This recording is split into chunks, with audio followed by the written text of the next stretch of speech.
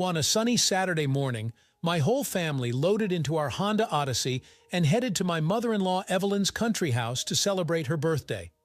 It was me, my wife Sarah, and our two wonderful kids, 7-year-old Emma and 4-year-old Jake.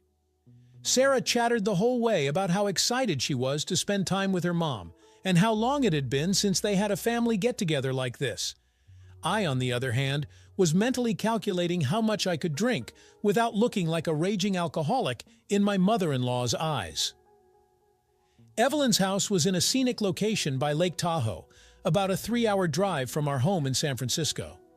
When we finally arrived, Evelyn greeted us with open arms, hugging her beloved grandkids especially tightly. The festive bustle started immediately. The kids ran around the house, exploring every corner. Sarah helped her mother in the kitchen, and I, as an exemplary son-in-law, started firing up the grill in the backyard.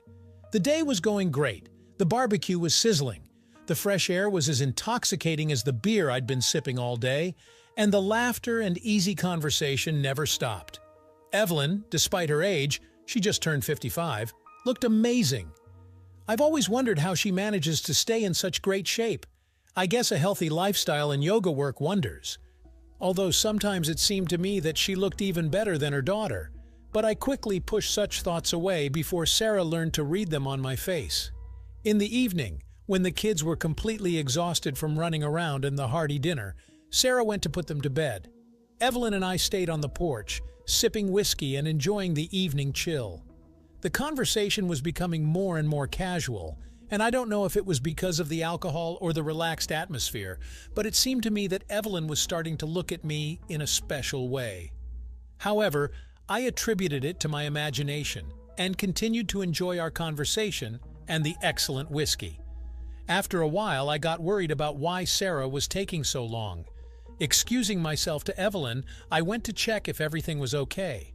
Entering the kids' room, I saw a heartwarming picture. Sarah was asleep on the bed, hugging Emma and Jake. Apparently, the fairy tale she was reading to them had lulled not only the children but her as well. I gently kissed my wife on the cheek, carefully covered them with a blanket, and quietly left, deciding not to wake my loved ones. Returning to the porch, I found that Evelyn had already managed to refresh our glasses of whiskey. "You work fast," I winked at her, to which she responded only with an enigmatic smile. We continued our conversation and didn't notice how the bottle emptied and the clock hands moved well past midnight. The whiskey pleasantly burned my throat, and the cool night air invigorated me, not letting me get completely drunk. Evelyn and I sat on the porch, illuminated only by the dim light of a single lantern, chatting about everything under the sun, about work, family, past, and future. It's amazing how alcohol loosens tongues and allows you to talk about topics that seem too personal or uncomfortable when sober. Evelyn talked about her youth, the crazy things she did in college, her dreams and disappointments. I listened, occasionally inserting funny comments, and was amazed at how much I didn't know about her. A completely new Evelyn was opening up to me, not the strict and domineering one she usually appeared to be to her son-in-law, but a lively, passionate one, with a spark of adventurism in her eyes. "You know, I once dreamed of becoming an actress," she confessed, taking another sip of whiskey. "I imagined myself on a Broadway stage or on the red carpet in Hollywood. But then I met Sarah's father, fell in love, had a daughter, and somehow all my dreams of the stage faded into the background." There was a slight sadness in her voice, but no regret. I suddenly caught myself unable to take my eyes off her face, the play of light and shadow on it. The conversation gradually became more personal, and the jokes more ambiguous. Evelyn would seemingly accidentally brush my hand when reaching for the bottle, and her compliments grew more and more frank. "Sarah is so lucky to have you," she purred, looking at me from under half-lowered lashes. "Not everyone is so fortunate with their husbands." I felt goosebumps run down my spine, and it definitely wasn't from the cold. Alcohol and the atmosphere were doing their job.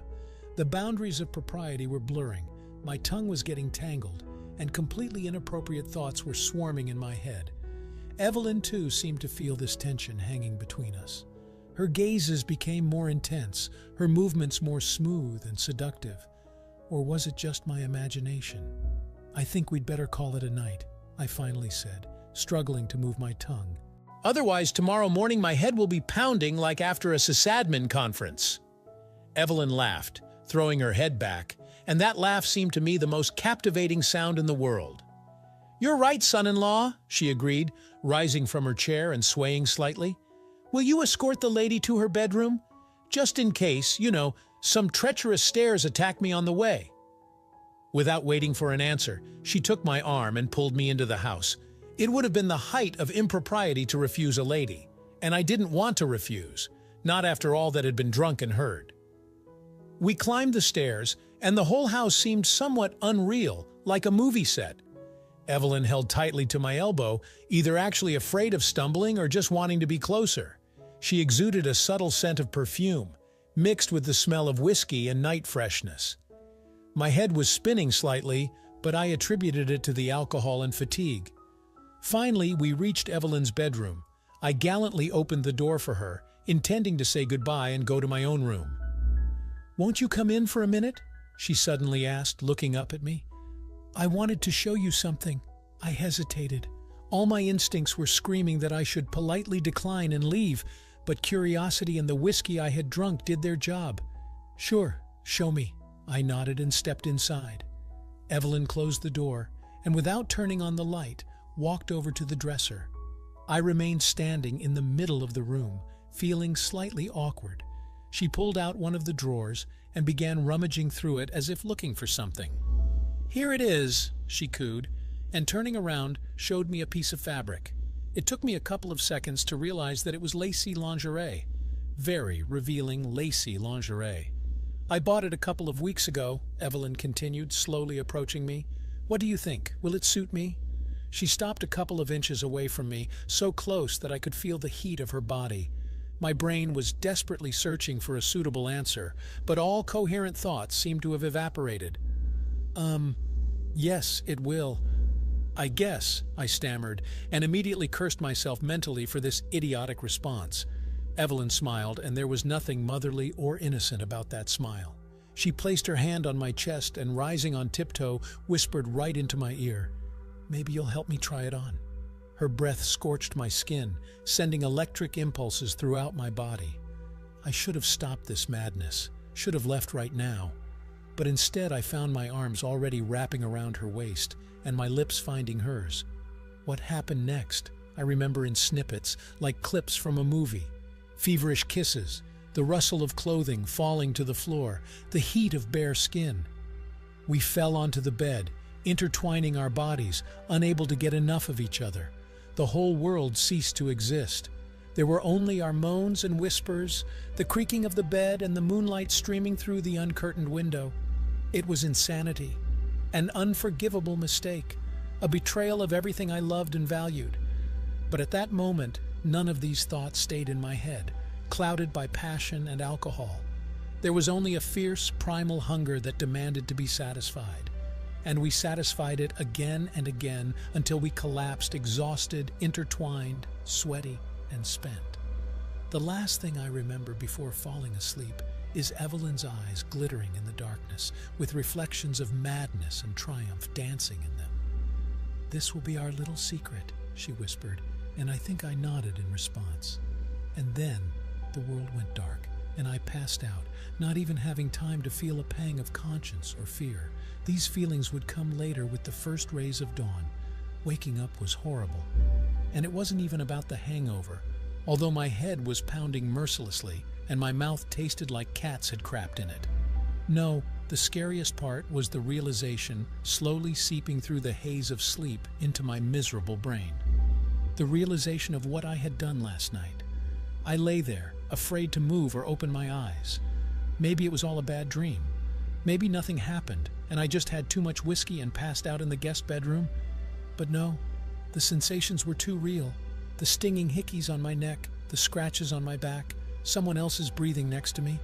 Damn it, I really did sleep with my own mother-in-law. Very slowly, trying not to wake Evelyn, I slipped out of bed. Naked with a splitting headache, I started frantically searching for my clothes scattered all over the room. Underwear on the chandelier, socks under the dresser, pants on the chair. How did we even have the patience to undress and not just rip everything to shreds in a fit of passion? Having dressed somehow, I tiptoed to the door, praying to all the gods I knew that it wouldn't creak. But apparently, the gods were too busy watching my disgrace, and the door made an unpleasant screech. I froze, afraid to breathe. Evelyn stirred behind my back, muttered something, but fortunately didn't wake up. I slipped into the hallway and silently closed the door behind me. Sneaking into the guest bedroom, where Sarah and the kids were peacefully snoring, I collapsed on the bed, feeling my heart pounding somewhere in my throat. Thoughts were racing in my head like frightened cockroaches. What to do now? How to look my wife, my children, myself in the mirror in the eye? How to behave with Evelyn? God, what if she tells Sarah everything? My life will be over. I imagined my wife's face when she finds out about my betrayal. Pain, disbelief, anger. She'll definitely take the kids and leave, and I'll be left alone, branded as an unfaithful husband and a perverted son-in-law. These thoughts made me feel so crappy that I wanted to howl out loud. But I just buried my face in the pillow, silently cursing myself and my weakness. And the worst part was that I couldn't even blame it all on the alcohol. Yes, whiskey definitely played its role, dulling my moral principles and common sense. But to be honest with myself, and what's the point of hiding it now, I had been attracted to Evelyn for a long time.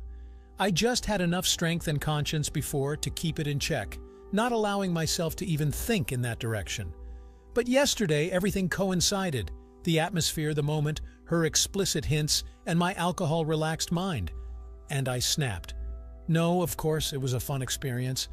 After all, it's not every day you sleep with your own mother-in-law, and such a hot one at that. Evelyn, at 55, could give many 30-year-olds a run for their money, that's a fact. And in bed, she's just fire. Okay, stop.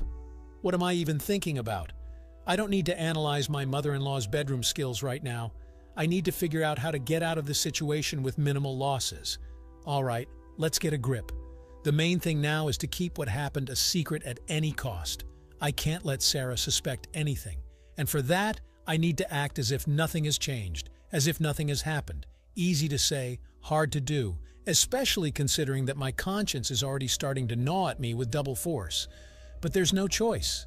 Too much is at stake. It's settled. Today I'll pretend I don't remember anything. Like I had too much to drink last night, passed out, and woke up here in the morning. And I'll talk to Evelyn later, in private, without witnesses. I'll ask her to forget about everything, chalk it up to a temporary lapse, and never mention it again. She's a mature, reasonable woman, she should understand. She should sympathize with my situation. Having calmed myself a bit with this plan, I tried to get a couple more hours of sleep. After all, I had a long day ahead of me, full of pretense and acting for the public.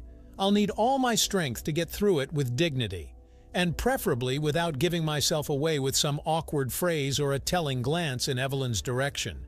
But in general, if we abstract from the circumstances, the night was really something else.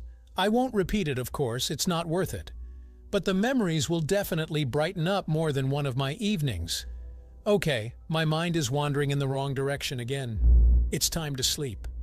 I'll fall asleep now, and hope that in the morning it turns out that I dreamed it all. Although who am I kidding? I'm in deep shit, and it's not a dream, unfortunately. But we'll get through it. What choice do we have? Did you like this story? Let us know in the comments what you liked. Subscribe to our storytelling podcast. Also, don't forget to like and ring the bell so you don't miss more interesting stories. See you soon.